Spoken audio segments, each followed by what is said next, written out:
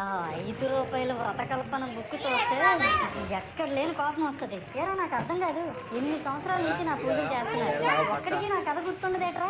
నా బుక్ లో చూసిందని తిన్నంగా చదువుతారా అంటే అది ఉండదు. ఏదో బాగా అటర్ ఫ్లాప్ అయిపోయిన తెలుగు సినిమాకి రివ్యూ చెప్పినట్టు చదువుతారు ఒక్కొక్కడును.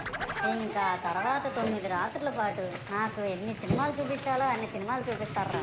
ఇందులో ఫన్నీ పార్ట్ ఏంటంటే నేను ఎన్ని బ్యాచ్లను చూస్తాను తెలుసా. ప్రతి వీధి పందిరి దగ్గరికి తిరుగుతూ నా విగ్రహాలకు రివ్యూ ఇచ్చే బ్యాచ్ ఒకటి, ప్రసాదాల కోసం ప్రతి పందిరి దగ్గరికి తిరిగే బ్యాచ్ ఇంకొకటి. ఇంకా దరిద్రం ఏంటంటే నాకు కొట్టిన కొబ్బరికాయలు ఏమైనా మిగిలిపోయేమో వాటిని తీసుకెళ్లి పచ్చడి చేసుకుందాం అనే బ్యాచ్ ఒకటి.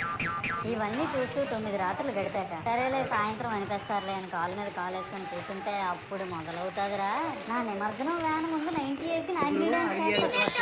అంటే నాకు అర్థం కాదు, 9 రోజులు వాళ్ళతో కలిసి ఉన్నానని నన్ను కూడా వాళ్ళ ఫ్రెండ్ లా ట్రీట్ చేస్తారా ఏంటి. అబ్బా అబ్బా అబ్బా అబ్బా, మునిగినంత వరకు మనశ్శాంతి ఉండదురా బాబు.